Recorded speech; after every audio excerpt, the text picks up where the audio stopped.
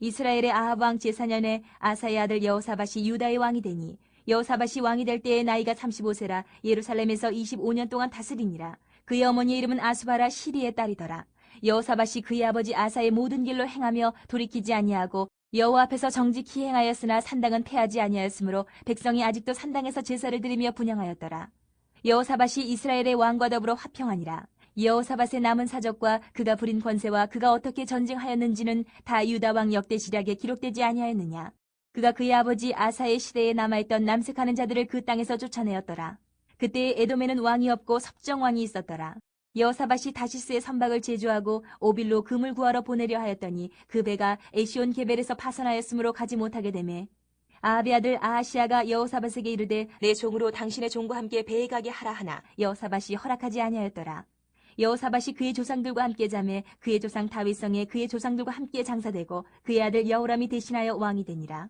유다의 여호사밧 왕 제17년에 아합의 아들 아하시아가 사마리아에서 이스라엘의 왕이 되어 2년 동안 이스라엘을 다스리니라. 그가 여호와 앞에서 악을 행하여 그의 아버지의 길과 그의 어머니의 길과 이스라엘에게 범죄하게 한 느밧의 아들 여로보암의 길로 행하며 바알을 섬겨 그에게 예배하여 이스라엘의 하나님 여호와를 노하시게 하기를 그의 아버지의 온갖 행위같이 하였더라. 우리 말씀 나누기 전에 함께 기도 제목 놔두고 우리 화요일 기도를 나누기 원합니다. 오늘 화요일은 나라와 공군을 위하여 기도하기 원합니다. 우리 제목을 보시면 하나님께서 대한민국을 세우셨는데 제사장 나라 되게 하여 주옵소서. 이 나라를 둘러싸고 있는 악한 권세와 물질 중심의 문화를 몰아내어 주옵소서. 이 나라의 위정자들을 지켜주시고 입법행정사법의 모든 영역을 주님 뜻과 같이 이루어 주옵소서.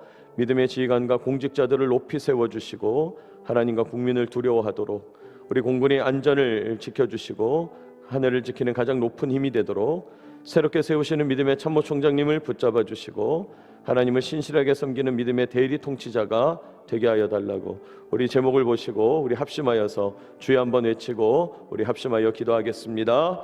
주여 거룩하신 하나님, 이 시간 저희들 합심하여 이 아침 기도하게 하여 주시니 감사합니다.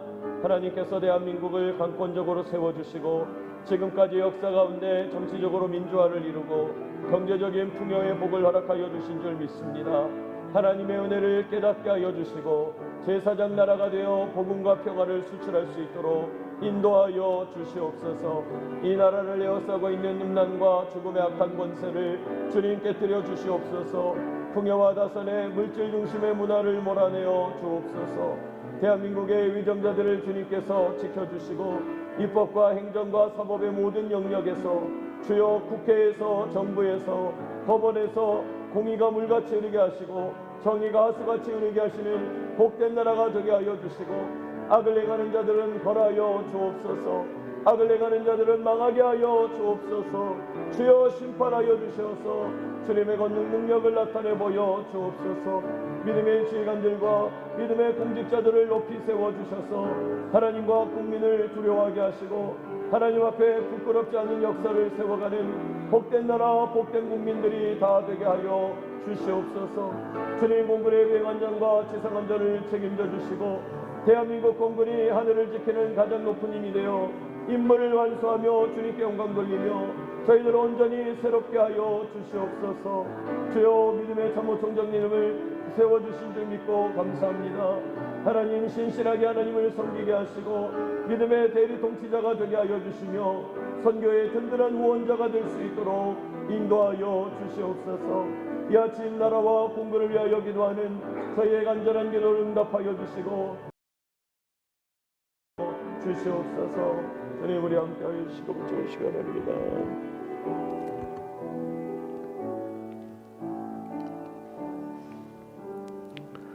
살아계신 하나님, 오늘도 이 아침 대한민국과 공군을 위하여 기도하게 하시니 감사합니다. 하나님께서 이 나라를 지켜주시고 공군을 지켜 보호하여 주옵소서. 예수님의 이름으로 기도하옵나이다. 아멘. 오늘 특별 새벽 기도의 둘째 날 우리 현장에 계시는 분들도 감사드리고 또 영상으로 참여하는 분들도 환영하고 반갑습니다. 이번 특별 새벽 기도에 제가 주일날 말씀드렸습니다마는 하나님 주시는 은혜를 누리고 이 가을 한 단계 더 도약하게 되는 저와 여러분 되시기를 축복합니다. 오늘 우리는 열왕기상 22장 마지막 부분 말씀을 우리 함께 읽었습니다. 오늘이 10월 마지막 날이 되었고 이제 10월 달까지 열왕기상을 마무리하게 되는데, 오늘 22장 이 마지막 부분 말씀을 바라볼 때 여러분 22장 전체의 흐름을 생각해야 되겠습니다. 22장은 아합 왕의 죽음, 이렇게 한마디로 말할 수 있습니다. 아합 왕의 죽음. 아합 왕이 죽는 것으로 열왕기상이 마무리되는 것이죠. 여러분, 열왕기상은 솔로몬 이야기로 시작돼요. 솔로몬 이야기가 이제 11장까지 이어지고 12장부터는 남북이 갈라지죠. 남유다와 북이스라엘, 르호보암과 여로보암, 남북이 갈라집니다. 자, 그러다가 17장부터는 갑자기 엘리야 선지자와 아합 왕 이야기가 아주 자세하게 전개되는 것이죠. 또 매우 드라마틱하게 진행되는 거죠. 우리 지난 2, 3주 동안 그 17장 이후의 말씀을 함께 묵상해 왔죠. 능력 대결을 펼친 이야기, 또 아합 왕에 대하여 엘리야가 심판을 선포하는 이야기, 하나님께서 심판을 선포하는 이야기. 자, 그렇게 쭉 가다가 이제 22장 아합 왕의 죽음으로 마무리가 되는 것이죠. 어제 읽은 말씀에서 아합 왕이 비참하게 죽게 되었다, 그런 얘기가 나오고, 이제 오늘 말씀은 그 아합 왕과 연결된 다른 왕들, 그러니까 아합 왕과 연합했던 남유다의 여호사밧이라는 왕, 또 아합 왕이 죽고 나서 뒤를 이어서 북이스라엘의 왕이 되었던 아합의 아들 아하시야, 이 두 사람의 이야기를 기록하고 있습니다. 오늘 본문의 말씀을 묵상하고 우리에게 주시는 은혜 깨닫기를 원합니다. 첫째로 오늘 본문 속에서 우리는요, 작은 실수가 대대로 큰 후유증을 남긴다는 것을 확인하게 됩니다. 작은 실수가요, 대대로 큰 후유증을 남긴다는 거예요. 여러분, 우리 삶 속에서도 그럴 때가 있죠. 처음에 대수롭지 않은 일, 작은 실수, 그런데 그렇게 큰 일을 다 잘 처리하고 남아있는 자잘한 일들, 이것저것 다 해결했는데 몇 가지 남은 자잘한 일들 크게 신경 쓰지 않고 두었더니 오히려 나중에 그것이 큰 문제가 됐다. 우리 그런 일들을 가끔 바라보게 됩니다. 과거에 제가 어떤 신문에서 읽은 이야기인데, 어떤 중년 남성분이 거울을 보고 이렇게 용모를 단정히 하다가 코털이 너무 보기 싫게 비집고 나와가지고 그냥 급한 대로 코털을 몇 가닥 뽑았다는 거예요, 손으로. 그런데 며칠 뒤에부터 그 코털 뽑은 곳에 그냥 통증이 있더니 점점 퉁퉁 부어 오르더라는 거예요. 균이 들어가서 염증이 생긴 거죠.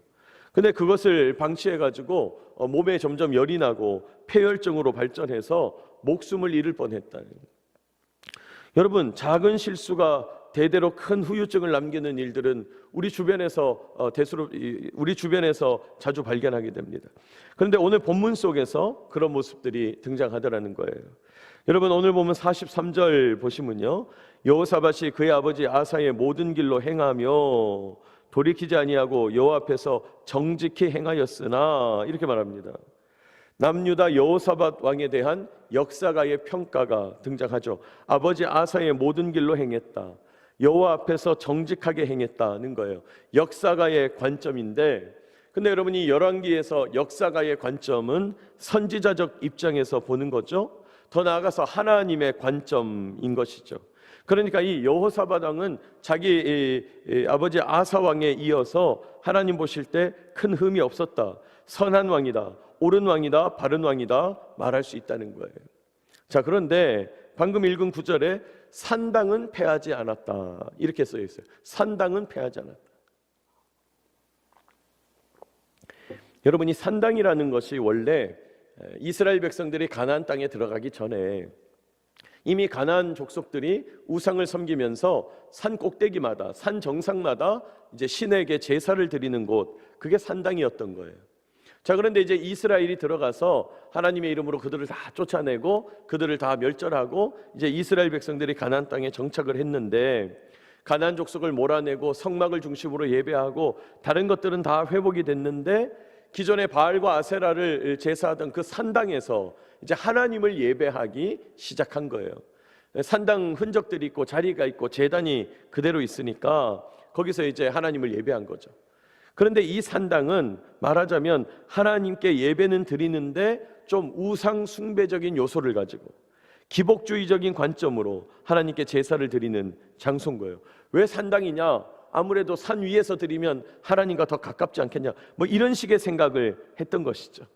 이것이 점점 변질되어서 말만 하나님을 섬기는 곳이지 자신의 다산과 풍요, 자신의 성공과 욕망 이런 것들에 제사하는 우상 숭배적인 그런 장소들로 변질되어 갔다는 거예요. 그러니까 성전이 지어지기 전까지는 사실은 이스라엘 백성들에게 이 산당 문화, 산당 제사는 좀 자연스러운 것이었죠. 자, 그런데 이제 솔로몬이 성전을 지었으니 이 산당들을 다 폐했어야 되는데 솔로몬 왕 때도 방치하고 그 아들 르호보암 왕 때도 방치하고 그 아들 아비암 때도 방치하고 또 그 아들 아사 때도 방치한 거예요. 아사 때도 15장에 보면 하나님 앞에 정직하게 행했지만 산당은 없애지 않았다 이런 표현이 나오는데 오늘 22장에도 그 아들 여호사밧이 다 정직하게 행했지만 산당 제사를 없애지 못했다. 산당 제사 문화가 매우 뿌리 깊었다는 것이에요. 여러분 열왕기하까지 이 산당에 관련된 걸 쭉 찾아보니까 히스기야 왕이 종교개혁을 일으켜서 산당을 제거하고 척결한 이야기가 뒤에 등장해요. 그러니까 한참 뒤에 왕의 역사들이 한참 지나간 다음에 산당 문화를 척결했다는 거예요. 여러분 이렇게 이스라엘에게서 산당 제사 산당 제사 문화가 오래 갔던 거예요. 그러니까 어떻게 된 거냐면 하나님은 성전에서 섬기고 또 혼합주의적으로 바알과 아세라는 산당에서 섬기는, 하나님 율법과 하나님 섬기는 일들은 성전을 중심으로 하고 또 자기들의 민간 신앙은 바알과 아세라 우상을 섬기는 혼합주의적인 요소로 변질되어 간 거죠.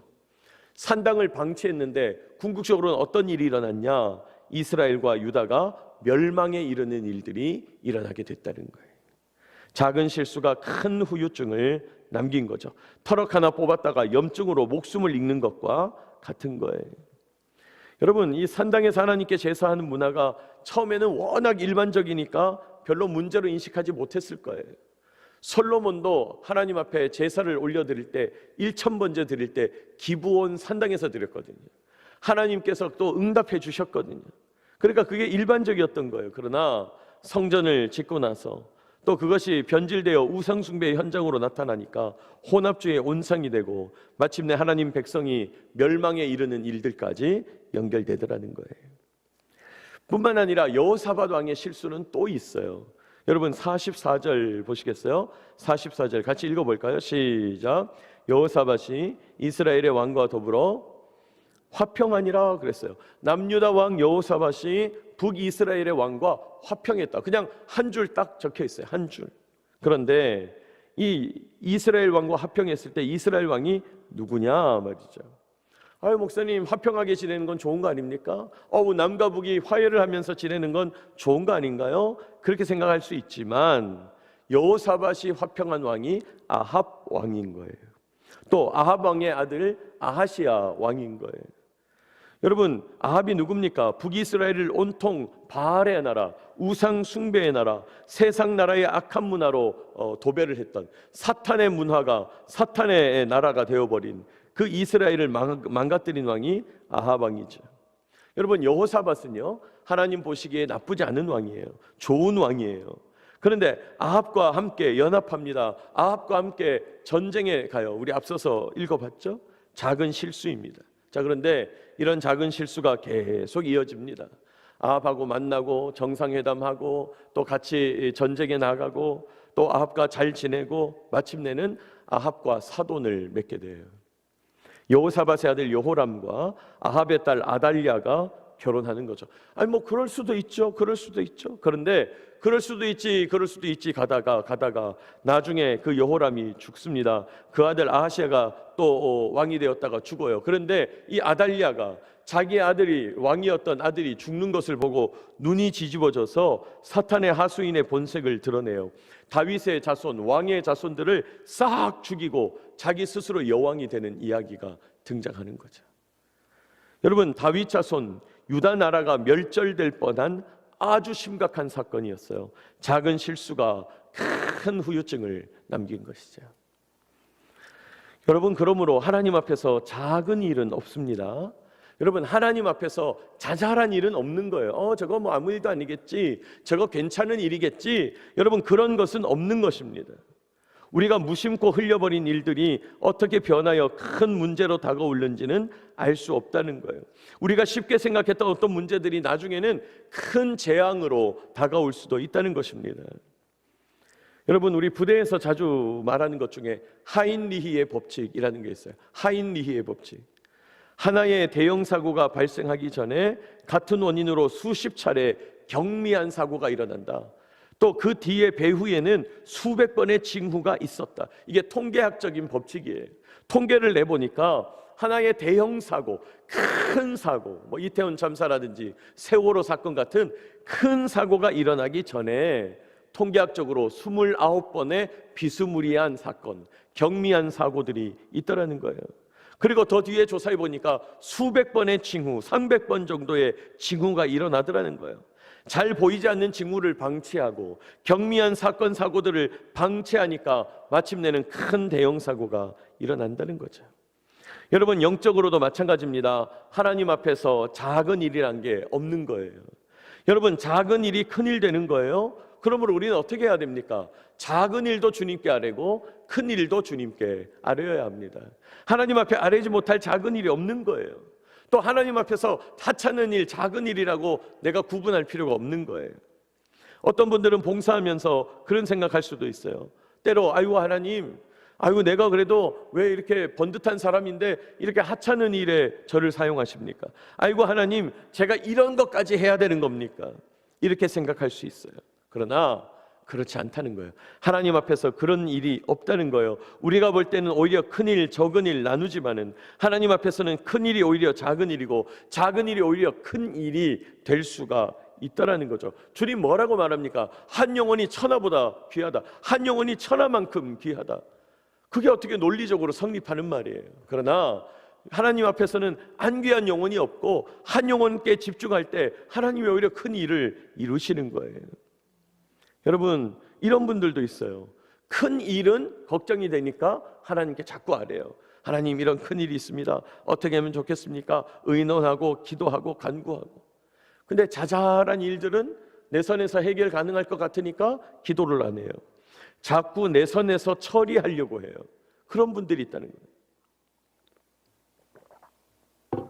그러나 여러분, 하나님을 전적으로 의지한다면, 하나님을 전적으로 신뢰하고 순종한다면요, 그러면 안 됩니다.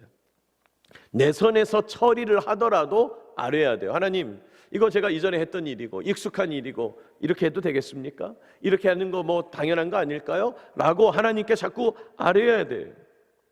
큰 일도 물론 아뢰고 작은 일도 아뢰야 돼요. 제가 늘 말씀드립니다. 시시콜콜 아뢰야 돼요. 주님께 간절히 기도해야 합니다. 하나님께 나의 이야기를 꺼내는 것을 두려워해서는 안 됩니다. 왜요? 하나님께 나아가는 것 주저해서는 안 되는 거예요. 여러분, 하나님은 따뜻한 분이에요. 하나님은 편안한 분입니다. 하나님은 늘 여유로우십니다. 하나님은 늘 푹신푹신한 분이에요.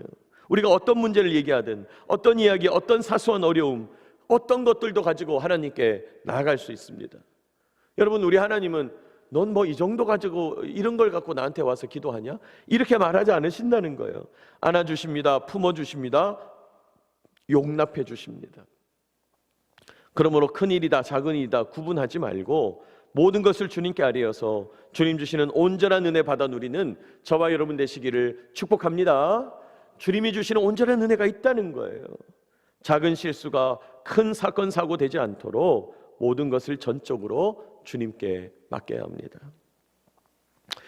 두 번째로 오늘 본문에서 우리는요, 하나님의 말씀의 정확한 성취를 목격하게 됩니다. 하나님의 말씀이 정확하게 성취된다.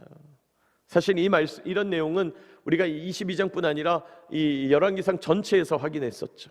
하나님의 말씀이 정확하게 성취돼요.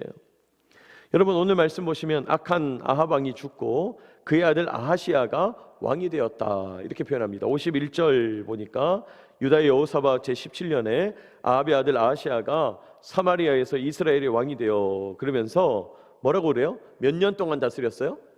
2년 동안 다스렸다 이렇게 돼요. 2년 동안 무슨 일이 있는 거지? 왜 2년밖에 안 다스린 거지? 52절 평가합니다. 그가 아버지 아합의 길, 자기 어머니 이세벨의 길, 우상 숭배의 길, 이스라엘을 바알 나라 사탄의 나라 만드는 일, 여로보암의 길 그대로 행했다. 하나님 보실 때 악했다 그랬어요. 53절 하나님을 노하시게 했어요. 53절 보니까 바알을 섬겨 그에게 예배하여 이스라엘 하나님 여호와를 노하게 하시기를 이렇게 말해요. 우상을 섬기고 자기 아버지의 길, 어머니의 길, 사탄 나라 만드는 길 그대로 따라가더니 2년 만에 비참하게 죽음으로 결말을 당했다. 실제로 열왕기하 1장을 보면 이 아하시야 왕이 그저 아무렇지도 않게 난간에 올라갔다가 떨어져서 큰 부상을 당하게 돼요. 그리고 살겠냐 죽겠냐 했는데 죽게 돼요. 아무렇지도 않게 거짓말처럼 죽게 되는 거예요. 여러분, 우리가 이 사건을 보면서 하나님께서 아합에게 내리신 재앙 예언을 생각나게 하는 거죠. 기억나게 하는 거죠. 앞서서 21장 21절에 보면 여호와의 말씀이 내가 재앙을 너에게 내려 너를 쓸어버리되 내게 속한 남자는 이스라엘 가운데에 매인자나 노인자를 다 멸할 것이요. 하나님께서 아합 왕을 향해서 재앙을 선포하셨어요. 너에게 속한 이들 다 쓸어버리되 특별히 너희 집안 남자 다 멸할 것이다. 그 말씀을 정확하게 성취하는 거예요. 아니 2년밖에 안 된 왕이 죽을 일이 무엇일 것이며 2년밖에 안 된 왕이 뭐 괜히 난간에는 왜 올라갔을 것이며 떨어져서 일어나지 못합니다. 여러분, 풀은 마르고 꽃은 시들어도요 하나님의 말씀은 영원한 줄 믿습니다. 영원하다는 것은 뭘 의미합니까? 변함없는 진리다 하는 거예요. 변함없는 진리가 되심으로 하나님의 말씀은 선포되는 족족 그대로 성취된다는 거예요. 우리가 하나님의 말씀을 제대로 아냐 모르냐, 그 말씀을 이루냐 못 이루냐 그 얘기지, 하나님이 하신 예언이 정확하게 성취된다는 거예요. 사랑하는 여러분, 오늘도 변함없는 말씀을 붙잡고 그 말씀 의지하여 살아가는 저와 여러분 되시기를 축복합니다. 여러분, 우리가 왜 변함없는 말씀을 붙잡아야 될까요? 삶이 흔들리기 때문이에요. 여러분, 배가 흔들리면 우리가 난간 붙잡잖아요. 우리가 버스가 흔들리면 버스에 있는 기둥 붙잡잖아요. 여러분, 우리가 왜 하나님의 말씀, 변함없는 말씀을 붙잡아야 됩니까? 삶이 흔들리니까요. 생각은 계속 흔들립니다. 이렇게 할까 저렇게 할까. 내 존재는 계속 흔들립니다. 불안, 염려, 걱정, 근심이 일어나는 것이죠. 계속해서 내 삶이 흔들리니까요. 여러분, 난간을 붙잡으면 흔들리지 않듯이, 기둥을 붙잡으면 나도 흔들리지 않게 되듯이 말씀을 붙잡으면 흔들리지 않는 거예요. 마음이 불안하지 않는 것입니다. 영원한 말씀, 정확한 성취의 말씀, 엄중한 예언의 말씀 붙잡는 저와 여러분 되시기를 축복합니다. 흔들리지 않는다는 거예요. 오늘 하나님은 열왕기상 마지막 단락의 말씀을 함께 나누게 하시면서 작은 실수를 대수롭지 않게 여겨 방치했다가 큰 재앙을 당하는 모습을 보게 하셨습니다. 여러분, 내가 볼 때 크고 작은 것이 하나님이 볼 때 크고 작은 일이 아니죠. 나는 커 보여도 하나님은 아무것도 아닐 수 있고, 나는 작아 보여도 하나님에게는 큰 일일 수 있는 것입니다. 크고 작은 일 모두를 하나님께 아뢰게 되는 저와 여러분 되시기를 축복합니다. 또 흔들리는 우리의 삶, 흔들리는 우리의 마음, 흔들리는 우리의 존재, 영원하신 말씀, 진리의 말씀, 엄중한 예언의 말씀을 붙잡음으로 주님과 동행하게 되는 저와 여러분 되시기를 축복합니다.